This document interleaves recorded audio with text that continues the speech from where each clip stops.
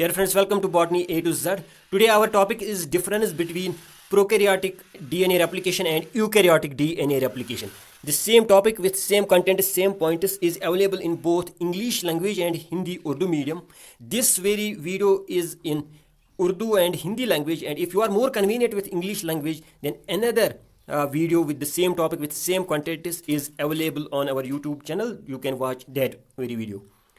तो जैसे आपको पता है कि जो यूकैरियोटिक रेप्लिकेशन है जो न्यूक्लियस में होती है, वो जो प्रोकैरियोटिक रेप्लिकेशन सेल के साइटोप्लाज्म में ही होती हैं, क्योंकि प्रोकैरियोटिक सेल में न्यूक्लियस नहीं होता। तो ये जो दो रेप्लिकेशन हैं यूकैरियोटिक और प्रोकैरियोटिक सेल में, इनमें डिफरेंसेस हैं, बहुत सारी डिफरेंसेस हैं इनमें। हालांकि बेसिक आइडिया सेम है, सेमी कंजर्वेटिव, सेमी डिसकंटिन्यूअस और डीएनए पॉलीमरेजेस का यूज़ होना, तो ये सारी चीज़ें तो सेम है बेसिक, लेकिन फिर भी बहुत सारी डिफरेंसेस हैं इन टर्म्स ऑफ स्टार्ट कैसे होता है, टर्मिनेशन कैसे होता है, एंजाइम्स कौन से यूज़ होते हैं, प्रोसेसिविटी कैसे हैं। तो बहुत सारे ऐसी डिफरेंसेस हैं जो हम आज डिटेल में डिस्कस करेंगे, ताकि जब भी कोई कंपिटिटिव एग्जाम्स में ऐसा कोई क्वेश्चन आए जिसमें ये कंपेरिजन की ज़रूरत हो या इन पॉइंट्स की ज़रूरत हो, आप आसानी से वो क्वेश्चन सॉल्व कर सको। तो आप वीडियो एंड तक देखिएगा ताकि आपको बिल्कुल क्लियर आइडिया आए सारी जो डिफरेंसेस हैं इन दो रेप्लिकेशंस में। सबसे पहले बात करते हैं हम ऑरिजिन ऑफ रेप्लिकेशन की, क्योंकि प्रोकैरियोटिक सेल में जो टोटल जीनोम होता है, जो मेन जीनोम होता है, प्लाज्मिड्स के अलावा जो मेन जीनोम होता है, सिंगल सर्कुलर प्रोक्रोमोसोम है, डबल स्ट्रैंडेड डीएनए मॉलिक्यूल, बहुत कम साइज होता है उसका, जैसे कि ई कॉलम में आप देख सकते हो सिर्फ 3.9 × 10⁻⁶। दूसरी बात ये है कि जो रेट होती है न्यूक्लियोटाइड्स ऐड करने की डीएनए रेप्लिकेशन के दौरान, यानी जब पॉलीमराइजेशन हो रही है या डीएनए रेप्लिकेशन हो रहे हैं, तो जो एंजाइम्स की डीएनए पॉलीमरेज की प्रोकैरियोटिक सेल्स में डीएनए पॉलीमरेज की जो प्रोसेसिविटी है वो बहुत ज़्यादा है, वो बहुत सारे न्यूक्लियोटाइड्स पर सेकंड ऐड करता है। For example the rate is 1000 nucleotides added per second in a single replication fork. In comparison to this, जो ह्यूमन बींग्स जो यूकैरियोट्स हैं, फॉर एग्जांपल ह्यूमन बींग्स, उनमें ये प्रोसेसिविटी, ये रेट बहुत कम होती है। For example in human beings, in a cell of man, the rate of adding nucleotides is just about 100। तो ये बहुत कम है, 10 times less then that in ई कॉली। तो इस वजह से जो यूकैरियोट्स होते हैं उनके जीनोम में जब रेप्लिकेशन होती है तो बहुत सारी पॉइंट्स पे शुरू हो जाती हैं, यानी वहाँ पर बहुत सारे ओरिजिन ऑफ रेप्लिकेशन है। न सिर्फ ओवरऑल जीनोम में बहुत सारे ओरिजिन ऑफ रेप्लिकेशन है, जैसे ह्यूमन बींग्स में 10⁻³ to 10⁻⁴, यानी 1000 to 10,000, बल्कि इंडिविजुअल क्रोमोसोम अगर आप देखोगे, इंडिविजुअल लीनियर डीएनए मॉलिक्यूल अगर आप देखोगे, तो उसमें भी बहुत सारे होते हैं। तो हर एक क्रोमोसोम में बहुत सारे ओरिजिन ऑफ रेप्लिकेशन है, बहुत पॉइंट्स पे रेप्लिकेशन शुरू होती हैं, ताकि ये जो है लिमिटेड टाइम में कंप्लीट हो सके, क्योंकि जीनोम साइज बड़ा है और रेट ऑफ एडिंग न्यूक्लियोटाइड्स कम है। प्रोकैरियोट्स में क्योंकि जीनोम साइज छोटा है, रेट अच्छी है, एक ही प्रोक्रोमोसोम मॉलिक्यूल है, टोटल जीनोम साइज कम है, तो वहाँ पे सिर्फ एक ओरिजिन ऑफ रेप्लिकेशन होती है। हालांकि सिमिलरिटी ये है कि दोनों जगह पे रेप्लिकेशन बाई डायरेक्शनल है, यानी जिस ORI पे भी रेप्लिकेशन शुरू होगी तो दो फोर्कस बनेंगी अपोजिट डायरेक्शन में। तो ई कॉली में, बैक्टीरिया में एक ही ऑरिजिन ऑफ रेप्लिकेशन होता है और यूकैरियोट्स में बहुत सारे रेप्लिकेशन। इसके बावजूद अगर आप देखोगे जो टोटल टाइम रिक्वायर्ड होता है टोटल जीनोम की रेप्लिकेशन करने के लिए, बैक्टीरिया में वो अराउंड 42 मिनट्स होता है, फॉर एग्जाम्पल ई कॉली में। यूकैरियोट्स में वो तब भी, हालांकि मल्टीपल ORI हैं, तब भी क्योंकि जीनोम साइज बड़ा है और रेट कम है, तब भी उनमें जो टोटल टाइम लगता है पूरे जीनोम की रेप्लिकेशन करने में वो बहुत ज़्यादा होता है। फॉर एग्जाम्पल ह्यूमन बींग्स में अराउंड 8 आवर्स। तो ये सिंगल ORI होता है प्रोकैरियोटिक सेल में, ये तकरीबन 250 बेस पेयर्स या न्यूक्लियोटाइड्स का बना होता है। फॉर एग्जांपल ई कॉलम में आप देख सकते हो वो 258 का होता है, 258 बेस पेयर्स लॉन्ग। इसमें 13 न्यूक्लियोटाइड रिपीट्स होते हैं, 13 न्यूक्लियोटाइड लॉन्ग बहुत सारे रिपीट्स होते हैं, और 9 न्यूक्लियोटाइड लॉन्ग बहुत सारे रिपीट्स होते हैं, जिनको रेस्पेक्टिवली हम 13 मर और 9 मर कहते हैं। ये 13 मर यूजुअली 80 रिच होता है, और इसी के साथ मोस्ट ऑफ जो रेप्लिकेशन मशीनरी है, एंजाइम्स हैं, वो बाइंड हो जाते हैं। In comparison to this, eukaryotes में जो बहुत सारे वो ओरिजिन ऑफ रेप्लिकेशन है, वो स्ट्रक्चर के हिसाब से, न्यूक्लियोटाइड सीक्वेंस के हिसाब से थोड़े कम्प्लेक्स होते हैं। आल्दो साइज इतना ही होता है, फॉर एग्जांपल यीस्ट में अराउंड 200 न्यूक्लियोटाइड लॉन्ग है, लेकिन सीक्वेंसेस के हिसाब से थोड़ा बहुत कम्प्लेक्स होता है। इनको हम अक्सर ऑटोनोमस रेप्लिकेटिंग सीक्वेंसेस भी कहते हैं, जो ओरिजिन ऑफ रेप्लिकेशन होते हैं यूकैरियोटिक लीनियर डीएनए मॉलिक्यूल्स में, क्रोमोसोम्स में। क्योंकि दूसरा पॉइंट जो डिफरेंस का है, क्योंकि सर्कुलर डीएनए मॉलिक्यूल हैं बैक्टीरियल सेल्स में, ओरिजिन ऑफ रेप्लिकेशन एक ही है और रेप्लिकेशन बाई डायरेक्शनल है, तो जब रेप्लिकेशन ऑलमोस्ट हाफ कंप्लीट हो चुकी होती है, ये आप देख सकते हैं, यहाँ पे रेप्लिकेशन शुरू हुई थी, अब ये एक फोक, क्योंकि बाई डायरेक्शन है, एक फोक यहाँ गई होगी, एक यहाँ, अब जब तकरीबन हाफ रेप्लिकेशन, अब जब हाफ रेप्लिकेशन तकरीबन कंप्लीट होती है तो एक इंटरमीडिएट बनता है। ऐसा लगता है कि जैसे ग्रीक लेटर थीटा हो, जो आप यहाँ पे देख सकते हो, ग्रीक लेटर थीटा लगता है, इसलिए इसे हम थीटा रेप्लिकेशन भी कहते हैं। क्योंकि यूकेरियोट्स में लीनियर डीएनए मॉलिक्यूल्स हैं तो वहाँ आपको थीटा रेप्लिकेशन आप नहीं देख सकते, क्योंकि प्राइमेज की ज़रूरत पड़ती है, प्राइमर बनाने की ज़रूरत पड़ती है। डीएनए पॉलीमरेजेस डिनो सिंथेसिस नहीं कर सकते, वो जीरो से स्टार्ट नहीं कर सकते, इसलिए प्राइमेज की ज़रूरत पड़ती है। प्राइमर बनाना होता है, राइबोन्यूक्लियोटाइड प्राइमर, आरएनए प्राइमर, कुछ राइबोन्यूक्लियोटाइड्स का छोटा सा प्राइमर, ताकि उस पर फिर डीएनए पॉलीमरेज काम करके उसको एक्सटेंड कर सके, डीएनए बना सके। प्रोकैरियोट्स में जो प्राइमेज होता है वो स्पेशल एंजाइम है, बिल्कुल एक डिफरेंट एंजाइम है जिसे हम डीएनएज जी कहते हैं। ये एक मोनोमर होता है और ये बना के देता है वो आरएनए प्राइमर, कुछ न्यूक्लियोटाइड्स का RNA. In comparison to this archaebacteria में, ये प्रोकैरियोट्स नहीं, मैं सिर्फ यू बैक्टीरिया की बात कर रहा था, यू बैक्टीरिया की। In comparison to this archaebacteria और सारे यूकैरियोट्स में एक डिफरेंट फैमिली है प्राइमेजेस की, जिसे हम आर्की यूकैरियोटिक प्राइमेज फैमिली कहते हैं, एईपी फैमिली। इसी फैमिली में, इस फैमिली में जो वो मेंबर्स हैं डिफरेंट ऑर्गेनिज्म में, डिफरेंट आर्की बैक्टीरिया में और डिफरेंट यूकैरियोट्स में, वो एक दूसरे से थोड़ा बहुत डिफर करते हैं, बट ओवरऑल एक ही इसी फैमिली में आते हैं। फॉर एग्जांपल अगर आप यूकैरियोट्स में देखोगे, इनमें जो ये प्राइमेज हैं एपी फैमिली का, it is DNA polymerase alpha. आपको पता ही होगा यूकैरियोट्स में जो मेन डीएनए पॉलीमरेजेस अभी तक डिस्कवर हुए हैं, अल्फा, बीटा, गामा, एप्सिलॉन और डेल्टा, उसमें से जो ये पहला है डीएनए पॉलीमरेज अल्फा, यही डीएनए पॉलीमरेज अल्फा प्राइमेज का काम करता है यूकैरियोट्स में। Actually DNA polymerase alpha in comparison to DNA G जो कि मोनोमर था, डीएनए पॉलीमरेज अल्फा एक्चुअली एक हेटेरोडाइमर है। इसका ए कंपोनेंट, पहला कंपोनेंट आरएनए पॉलीमरेज है, यानी वो प्राइमर बना के देगा, और इसका दूसरा कंपोनेंट डीएनए पॉलीमरेज है। तो इसमें दो कंपोनेंट्स होते हैं, वो पहला कंपोनेंट छोटा सा आरएनए प्राइमर बनाता है और उसको फिर एक्सटेंड करता है दूसरा कंपोनेंट डीएनए पॉलीमरेज। तो इसमें दो कंपोनेंट्स होते हैं डीएनए पॉलीमरेज अल्फा में, ये इसी का एक कंपोनेंट एक्ट करता है एज प्राइमेज, वो आरएनए पॉलीमरेज है in nature.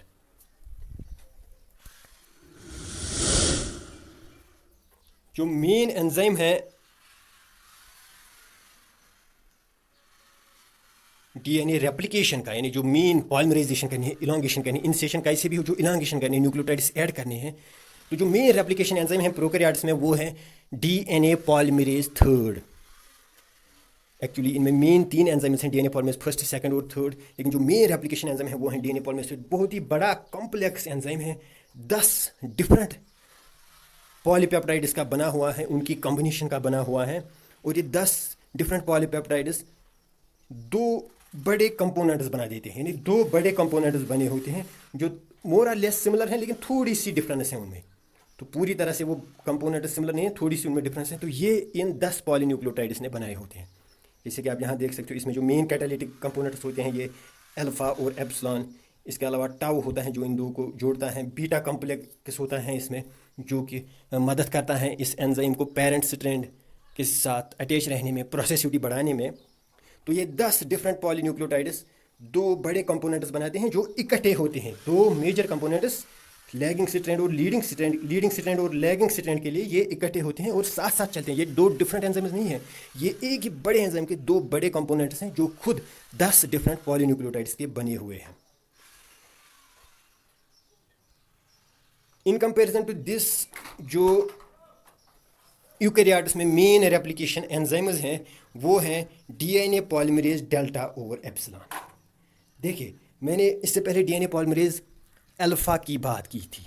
DNA polymerase alpha primase act करने के बाद थोड़ा बहुत डीऑक्सीन्यूक्लियोटाइड्स भी ऐड करता है, यानी डीएनए बनाने लगता है, तो उसे हम इंसेशन कहते हैं। लेकिन डीएनए पॉलीमरेज अल्फा में ना तो 3'-5' एक्सोन्यूक्लियस एक्टिविटी है जो कि ज़रूरी है एक डीएनए पॉलीमरेज के लिए ताकि वो पीछे मुड़ के प्रूफ रीडिंग कर सके, ना ही उसमें प्रोसेसिविटी है। प्रोसेसिविटी यानी वो उसकी रेट, उसकी स्पीड, वो कितनी देर तक एक ही स्ट्राइड में न्यूक्लियोटाइड्स ऐड करेगा। तो आपको लंबे डीएनए मॉलिक्यूल्स की रेप्लिकेशन करनी है, एंजाइम की प्रोसेसिविटी अच्छी होनी चाहिए। डीएनए पॉलीमरेज अल्फा में ना तो प्रोसेसिविटी है, ना ही इसमें 3'-5' प्रूफ रीडिंग या एक्सोन्यूक्लियस एक्टिविटी है। इसलिए डीएनए पॉलीमरेज अल्फा इंसेशन तो करता है, प्राइमेज बनाने के बाद ये थोड़ा बहुत इंसेशन भी करता है डीएनए बनाने की, लेकिन ये इलांगेशन नहीं कर पाता। इसको रिप्लेस करता है DNA polymerase delta lagging strand पे और DNA polymerase epsilon leading strand पे। तो पॉलीमरेज अल्फा जो कि इंसेशन करता है, एक तो प्राइमर बनाता है उसके बाद इंसेशन करता है, इसको रिप्लेस करता है DNA polymerase delta lagging strand पे और DNA polymerase epsilon leading strand पे। इसे हम पॉलीमरेज स्विचिंग भी कहते हैं। ये होता है यूकेरियोट्स में। प्रोकैरियोट्स में इन कंपैरिजन आपने देखा था एक ही एंजाइम है, एक ही हॉलो एंजाइम है डीएनए पॉलीमरेज थर्ड, उसी के दो कंपोनेंट्स जो कि एक दूसरे के साथ जुड़े हुए हैं, उसी के दो कंपोनेंट्स दोनों स्ट्रैंड्स की रेप्लिकेशन करते हैं। बात आई थी प्रोसेसिविटी की डीएनए पॉलीमरेज थर्ड प्रोकैरियोट्स में और डीएनए पॉलीमरेज डेल्टा और एप्सिलॉन, इनमें बहुत अच्छी प्रोसेसिविटी है, इसलिए ये मेन एंजाइम्स हैं। प्रोसेसिविटी का मतलब कि एक ही स्ट्रैंड में कितनी देर तक डीएनए पॉलीमरेज पेरेंट स्ट्रैंड को पकड़े रहेगा और लगातार न्यूक्लियोटाइड्स ऐड करेगा ताकि न्यूक्लियोटाइड ऐड करने की जो रेट है, स्पीड है, वो अच्छी हो। ये प्रोसेसिविटी फैक्टर जो होता है जिससे डीएनए पॉलीमरेज की प्रोसेसिविटी अच्छी रहती है। प्रोकैरियोट्स में प्रोसेसिविटी फैक्टर हैं, खासकर यू बैक्टीरिया में प्रोसेसिविटी फैक्टर हैं बीटा क्लैम्प। यहाँ पे आप देख लीजिए तो बहुत सारे सब यूनिट्स हैं इसमें। ये जो आप यहाँ पे देख सकते हो बीटा 2 और यहाँ पे भी बीटा 2 दोनों कंपोनेंट्स में, तो ये इसे हम बीटा क्लैम्प भी कहते हैं या प्रोसेसिविटी फैक्टर बीटा। इसी से डीएनए पॉलीमरेज थर्ड को प्रोसेसिविटी मिलते हैं। ये वो अपने आप को बहुत देर तक पेरेंट स्ट्रैंड के साथ अटैच किए रखता है और न्यूक्लियोटाइड्स ऐड करता जाता है। तो बीटा क्लैम्प है प्रोसेसिविटी फैक्टर प्रोकैरियोट्स में, और इस बीटा क्लैम्प को लोड करता है पेरेंट स्ट्रैंड पे गामा कॉम्प्लेक्स। यानी प्रोसेसिविटी फैक्टर बीटा क्लैम्प है और क्लैम्प लोडर गामा कॉम्प्लेक्स है बैक्टीरिया में। तो एक ही गामा कॉम्प्लेक्स होता है उस कंपोनेंट पे जो लैगिंग स्ट्रैंड पे होता है। इसी गामा कॉम्प्लेक्स की वजह से ये दो कंपोनेंट्स थोड़े बहुत डिफरेंट लगते हैं। तो गामा कॉम्प्लेक्स है यहाँ पे क्लैम्प लोडर और बीटा क्लैम्प है processivity factor. In comparison to this archaebacteria और यूकेरियोट्स में थोड़ी बहुत डिफरेंट प्रोसेसिविटी फैक्टर हैं जिसे हम पीसीएनए कहते हैं, प्रोलिफरेटिंग सेल न्यूक्लियर एंटीजन। तो यहाँ पे जो स्लाइडिंग क्लैम्प हैं, जो यहाँ पे प्रोसेसिविटी फैक्टर हैं, वो बीटा क्लैम्प नहीं बल्कि पीसीएनए है, आर्की बैक्टीरिया में भी और यूकेरियोट्स में भी। ये रहा प्रोसेसिविटी फैक्टर, और इस प्रोसेसिविटी फैक्टर को लोड करता है, इसकी हेल्प करता है रेप्लिकेशन फैक्टर सी या आरएफसी। ये एक हेटेरो पेंटेमर होता है। और एक पॉइंट ऑफ डिफरेंस ये कि प्राइमर्स रिमूव कैसे होंगे। देखिए डीएनए रेप्लिकेशन के दौरान बहुत जगहों पे प्राइमर्स बने हैं। जहाँ पे भी एक ओकाजा की फ्रैगमेंट स्टार्ट हुआ होगा वहाँ पे प्राइमर होगा, या जहाँ पे भी लीडिंग स्ट्रैंड में स्टार्ट हुई होगी रेप्लिकेशन वहाँ पे प्राइमर होगा। वो प्राइमर्स आरएनए है। आरएनए को आपको नहीं रखना है, आपको डीएनए से डीएनए बनाना है, तो वो आरएनए सेगमेंट्स रिमूव करने हैं। तो प्राइमेज रिमूव करने का काम जो होता है प्रोकैरियोट्स में, वो डीएनए पॉलीमरेज फर्स्ट खुद ही करता है। देखिए जो सारे डीएनए या मोस्ट ऑफ डीएनए पॉलीमरेज जो हैं उनकी दो एबिलिटीज़ होती हैं। एक तो जो हम एक्सपेक्ट करते हैं 5'3' पॉलीमरेज एक्टिविटी, यानी ये 5'3' डायरेक्शन में न्यूक्लियोटाइड्स ऐड करते हैं, that is why they are called DNA polymerases. लेकिन साथ में मोस्ट ऑफ डीएनए पॉलीमरेजेस की और एक एक्टिविटी होती है, एबिलिटी होती है, वो है 3'5' इसकी अपोजिट डायरेक्शन की एक्सो न्यूक्लियस एक्टिविटी या प्रूफ रीडिंग। यानी जब 5'3' एक्टिविटी से आगे आगे न्यूक्लियोटाइड्स ऐड करेंगे तो कहीं कहीं पे अगर गलत न्यूक्लियोटाइड आया तो पीछे मुड़ के यानी 3'5' डायरेक्शन में जाके ये उन गलत न्यूक्लियोटाइड्स को रिमूव कर सकते हैं। ये मोस्ट ऑफ डीएनए पॉलीमरेजेस की एबिलिटी है, यूकेरियोट्स में भी और प्रोकैरियोट्स में भी।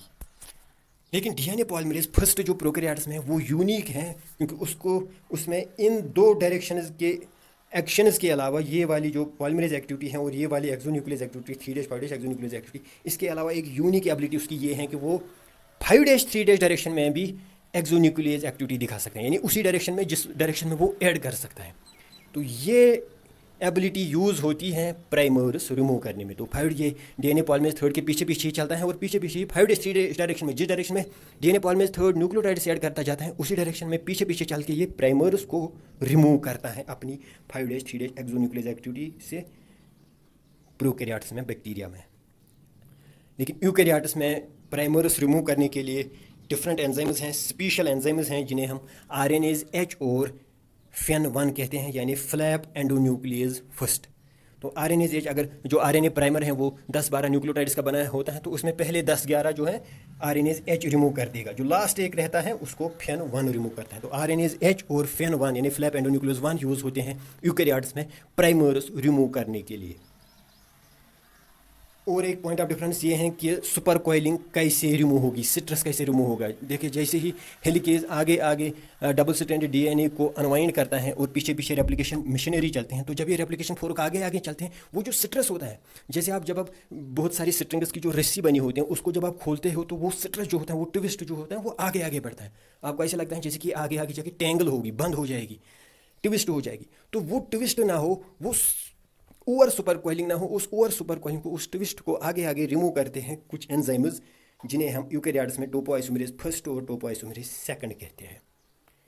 डिफरेंस इन दोनों में ये है कि topoisomerase first double stranded DNA में से एक ही स्ट्रैंड को निक करता है और उसके अराउंड दूसरे स्ट्रैंड को घुमा देता है ताकि ट्विस्ट खत्म हो। ये जो टोपोआइसोमेरेज सेकंड, ये दोनों स्ट्रैंड्स को एक ही पॉइंट पे निक देता है और ट्विस्ट को खत्म करता है। प्रोकैरियोट्स में टोपोआइसोमेरेज नहीं बल्कि इन्हीं जैसा एक एंजाइम है जिसे हम गायरेज कहते हैं, और गायरेज उसी तरह काम करता है जिस तरह टोपोआइसोमेरेज सेकंड। प्रोकैरियोट्स में गायरेज होता है। और एक पॉइंट ऑफ डिफरेंस है टीलोमेरेज, क्योंकि लीनियर डीएनए मॉलिक्यूल्स हैं क्रोमोसोम्स यूकेरियोट्स में, तो टीलोमेरेज पे जो लीनियर डीएनए मॉलिक्यूल के एंड्स होते हैं, यानी जो, क्योंकि डबल स्ट्रैंडेड डीएनए मॉलिक्यूल हैं तो एक एंड पे एक स्ट्रैंड का 3' एंड होगा और दूसरी एंड पे दूसरी स्ट्रैंड का 3' एंड होगा।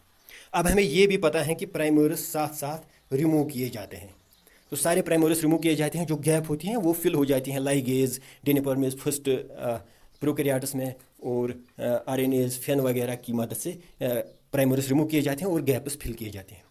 लेकिन जो ये एंड के प्राइमर्स हैं, पेरेंट स्ट्रैंड की जो 3' एंड है उसके अगेंस्ट जो यहाँ पे प्राइमर रहा होगा, उसको जब रिमूव किया जाएगा तो यहाँ पे ये गैप ऐसी रहेगी, क्योंकि यहाँ पे डीएनए पॉलीमरेज ऐड नहीं कर सकता न्यूक्लियोटाइड्स। उसको चाहिए कि उसे कुछ पहले हो, कुछ न्यूक्लियोटाइड्स वहाँ पे हो, तब वो ऐड करेगा, क्योंकि यहाँ पे कुछ भी नहीं है तो यहाँ पे ऐड नहीं कर सकते। तो ये यहाँ पे पेरेंट 3' एंड के अगेंस्ट डाटर में यहाँ पे गैप रहेगी। इसी तरह दूसरे एंड पे भी 3' एंड के अगेंस्ट डाटर स्ट्रैंड में गैप रहेगी लीनियर डीएनए मॉलिक्यूल्स में। ये प्रॉब्लम सर्कुलर डीएनए मॉलिक्यूल्स में नहीं होगी, क्योंकि वो कंटिन्यूसली वहाँ पे ख़त्म हो जाएगा। तो ये गैप यहाँ पे ना रहे, क्योंकि हर साइकिल में, अगले साइकिल में डीएनए मॉलिक्यूल इससे छोटा हो जाएगा, अगले साइकिल में उससे भी ज़्यादा छोटा, क्योंकि एंड्स की रेप्लिकेशन नहीं होगी। तो ऐसा ना हो, इसके लिए एक स्पेशल एंजाइम है जिसे हम टीलोमेरेज कहते हैं। टीलोमेरेज एक्चुअली राइबो न्यूक्लियोप्रोटीन है, यानी इसमें एक आरएनए स्ट्रैंड भी है, इसमें आरएनए भी है और इसमें प्रोटीन यानी एंजाइम भी है। ये प्रोटीन या ये एंजाइम जो है, इसमें वो रिवर्स ट्रांसक्रिप्टेज हैं, याद ध्यान रखिएगा, रिवर्स ट्रांसक्रिप्टेज, क्योंकि वो खुद की ही आरएनए स्ट्रैंड को एज टेम्पलेट यूज़ करके उस पर ऐसी ही सीक्वेंस होती हैं जैसे टीलोमर के एंड पे होनी चाहिए। इसी सीक्वेंस को यूज़ करती है, खुद के ही सीक्वेंस को यूज़ करके ये टीलोमेरेज जो हैं 3' एंड पेरेंट 3' एंड के अगेंस्ट डाटर स्ट्रैंड को एक्सटेंड करता है, उसमें वो न्यूक्लियोटाइड्स ऐड करते हैं। तो खुद की ही आरएनए स्ट्रैंड को टेम्पलेट यूज़ करके ये डीएनए बनाता है, इसलिए ये रिवर्स ट्रांसक्रिप्टेज है। तो टीलोमेरेज की हेल्प से टीलोमर्स की रेप्लिकेशन होती है। 3' ओवरहैंग जो पेरेंट स्ट्रैंड होते हैं उसके अगेंस्ट रेप्लिकेशन होते हैं, उसके अपोजिट में। इन टीलोमेरेज की ज़रूरत हमें बैक्टीरियल सर्कुलर क्रोमोसोम में नहीं पड़ती। वहाँ पे सिंपली रेप्लिकेशन जब एक पॉइंट पे शुरू हुई, 2 डायरेक्शन में बढ़ने लगी, तो एक अपोजिट पॉइंट पे मीट हो जाएगी, वहाँ पे टर सीक्वेंसेस हैं उस पर मीट हो जाएगी, और टस प्रोटीन्स हैं वो डीएनए रेप्लिकेशन मशीनरी एंजाइम्स को डिटैच करेंगे और रेप्लिकेशन कंप्लीट हो जाएगी।